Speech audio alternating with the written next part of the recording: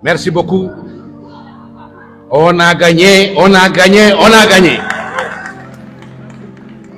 Résultat yi li mu joxe yéen ñëpp dégg ngeen ko Benno Bokk Yaakaar am na 82 voix mooy juróom-ñetti fukki voix ak ñaar.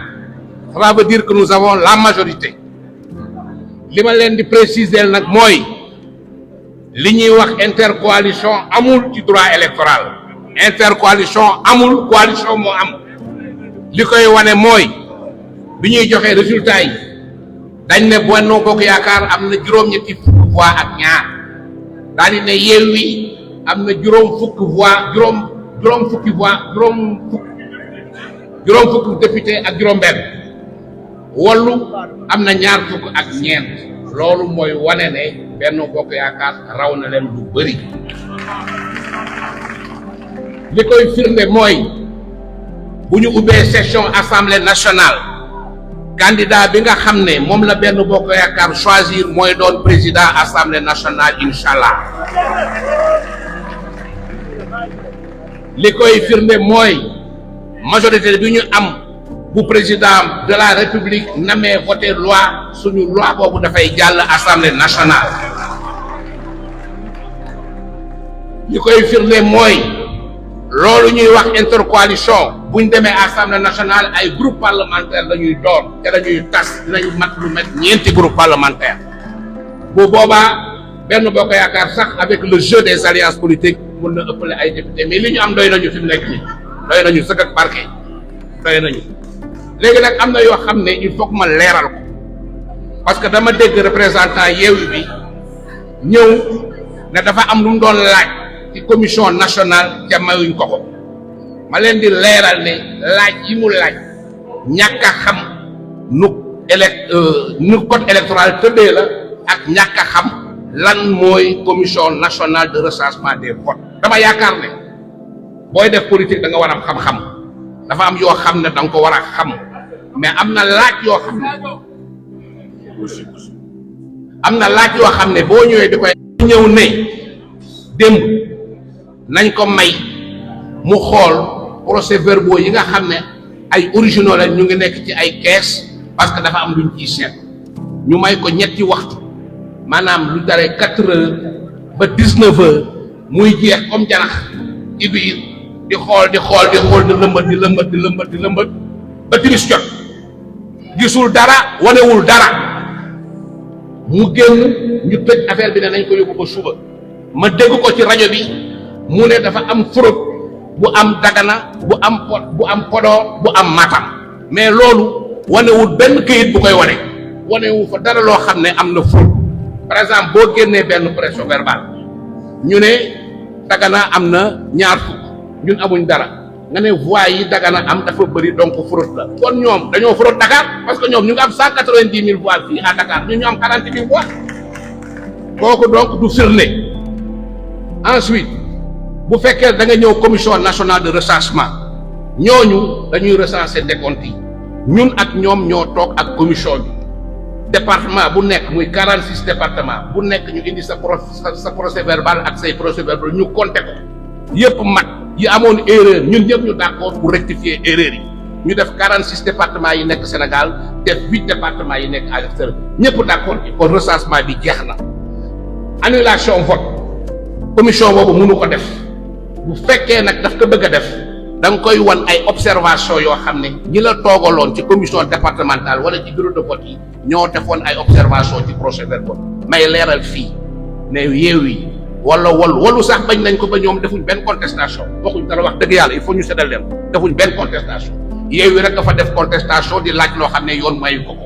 mais bu fekkee ne da nga bëgg annuler procès verbal dafay fekk nga def ay observation amul benn observation ci benn procès verbal boo xam ne Yewwi def na ko amul et je les défie ñu génne benn procès verbal rek laa leen wax nañ ko génne boo xam ne def nañ ci ay observation ñu génne ko mën a leen wax ngeen ko mënul am donc dañuy wax ne fii réewu Sénégal caaxaan amu fi Sénégal como du ko jiite koo xam ne mënoo def liste électorale bu baax koo xam ne mënoo def liste candidat bu baax koo xam ne mënoo xam luy commission nationale de développement commission nationale de recensement des votes xamoo luy commission départementale xamoo bureau de vote parce que ñoom bu ñuy ñëw normalement buñ nekkee ci bureau de vote yi dañ fa am représentant bi war na am copie procès verbal buñ demee commission départementale seen représentant war na am copie procès verbal loolu du commission nationale moo leen koy jox loolu nag lañ doon laaj commission nationale ne leen man je ne suis pas un lieu d'investigation du ma fi ñëw pour jox leen ay armes yoo xam ne moom ngeen deful ay grief yéen a ko war a amal seen bopp laaj leen ko seen représentant loolu rek mooy wax ji ñu mer bu fut dañ ne woon dañuy gert mais ba ñu ñëwee tey ñu toog di joxe résultat yi ñëw nañ toog ñu joxe résultat yi ñu ne duñu signer procès verbal dañu xamul ne ñàkk signer procès verbal bi du dara ki nga xam ne moo war a signer mooy ki nga xam ne moo doon présider commission nationale de recensement te signé na ko donc ñun daal bu ñu tëddee nelaw dañu nañu ñu dañu gouverner mu ngi ñu xeexee macha allah. asalaamaaleykum chers camarades dama bëgg ñun ñëpp ñu àndandoo sant yàlla ndaxte sooy wut dara yàlla defal la ko da ngay njëkk a def mooy sant dañuy départ jël madame la premier ministre Aminata Touré ma bu ngeen tàccuwaat ko bu baax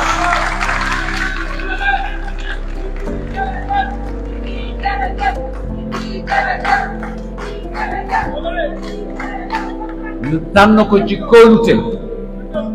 mu jiite sunu liste nationale li ñu ko sasoon mooy mu indil ñu majorité yàlla defal nañu ko donc bravo à tous les camarades qui ont été investis sur la liste nationale comme dans les listes majoritaires de département. beneen bi dañuy gërëm di féliciter le président Macky Sall ma bëgg ñëpp jóg taxaw tàccu ko.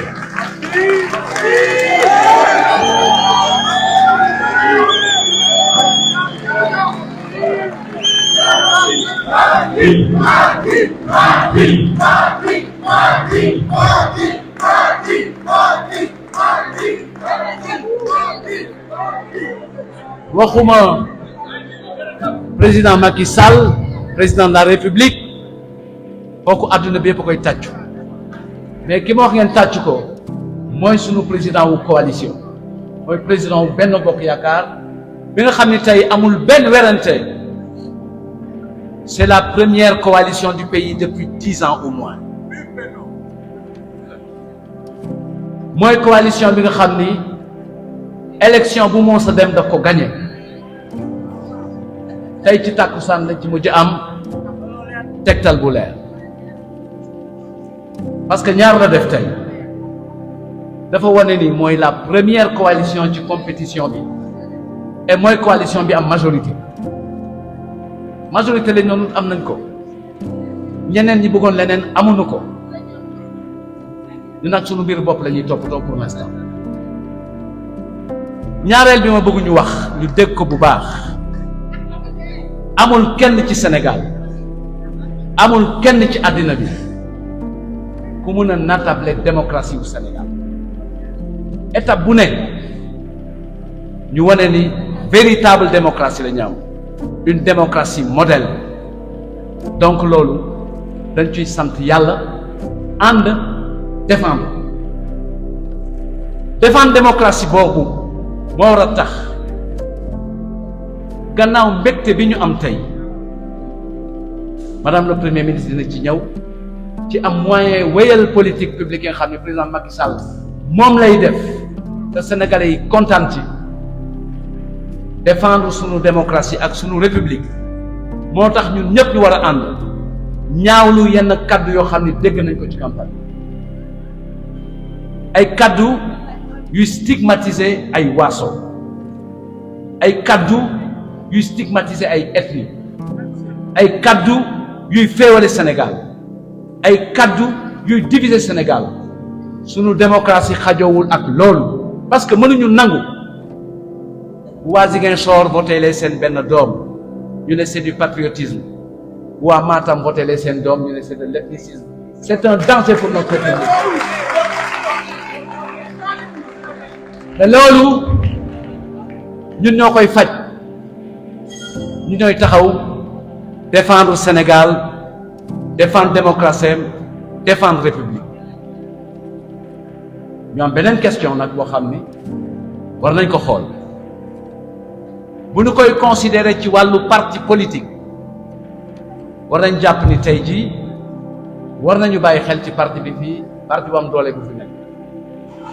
muy abstention ñu voté wu mais ñun ñëpp war nañ jàpp ni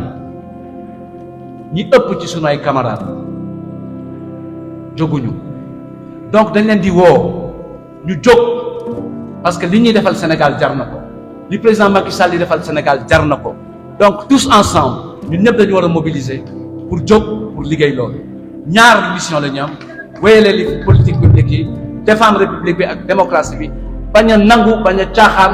ay propos qui stigmatisent les populations des propos yuy diviser di xaajale Sénégal waruñu ko nangu warul am campagne jeex na dañu war a dellu ci li nga xam ni mooy orthodoxie ak respect ci démocratie ak république loolu la ñu am donc damay bàyyi kàddu gi ak madame le premier ministre notre tête de liste l'honorable Aminata Touré mu ñëw dugg ak yéen ci résultats yi mais tous ensemble derrière le président Macky Sall merci. Monsieur le Président yeboon nga ñu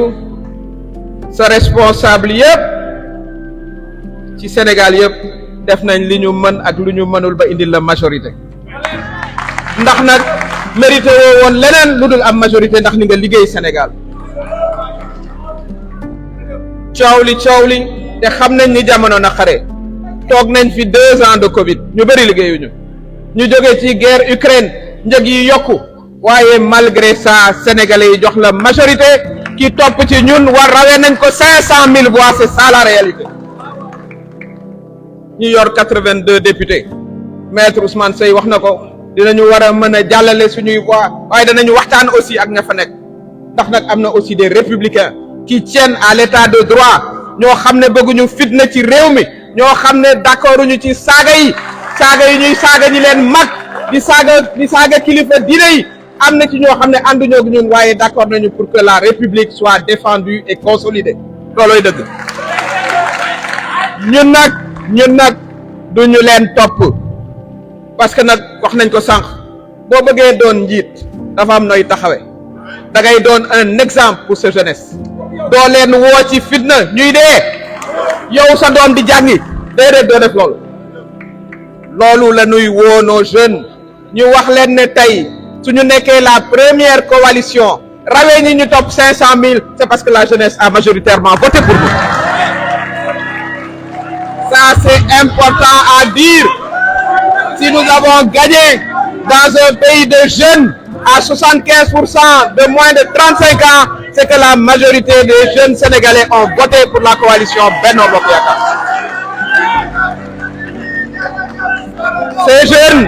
Ces jeunes, on les exhorte. Ces jeunes,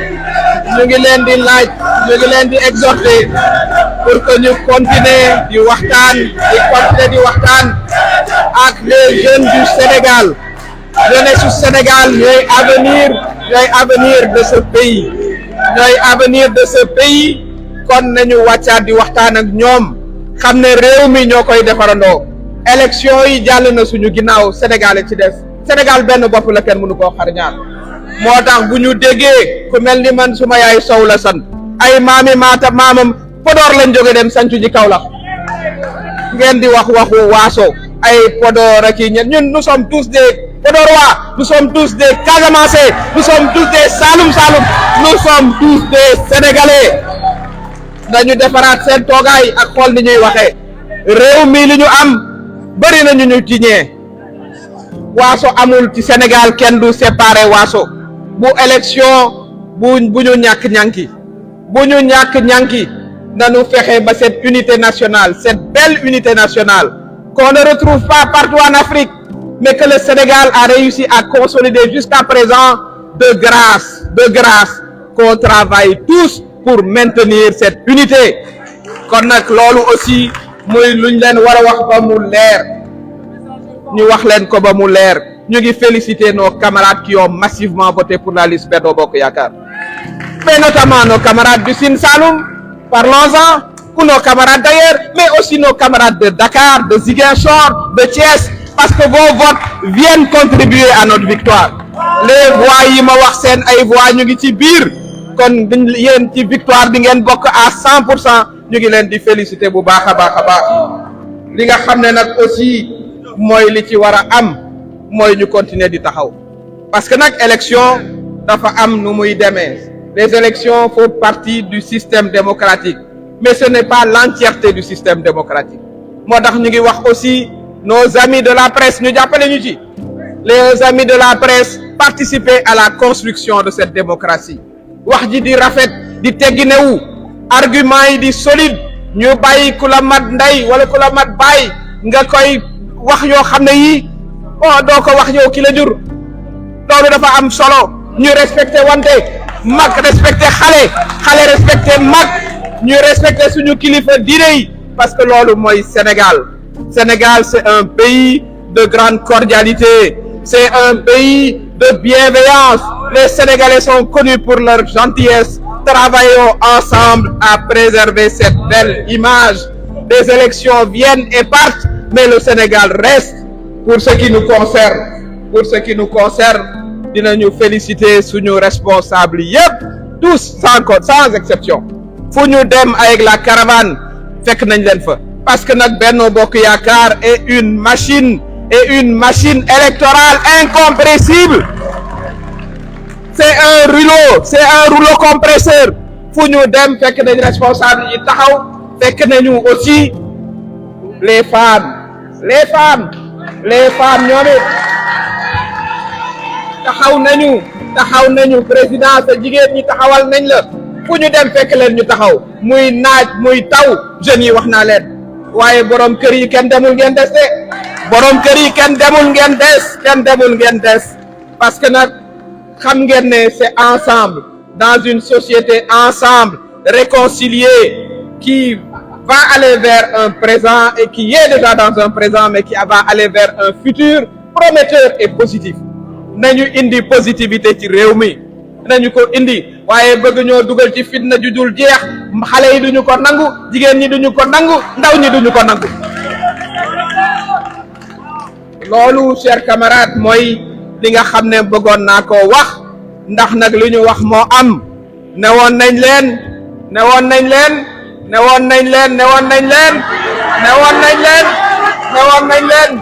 te loolu mooy li am léegi nag li war a am mooy bu ñu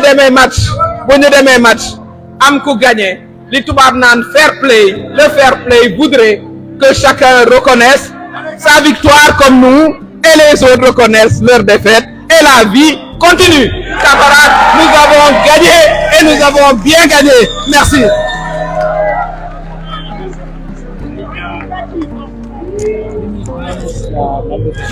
D'accord. Alors, balaa ngeen di teggi seen micro yi, c'est important que vous le sachiez. C'est important que vous le sachiez. Ceci est un grand avancement dans le cadre de ce que je viens de dire. Nous allons vous lire tout de suite le Twitter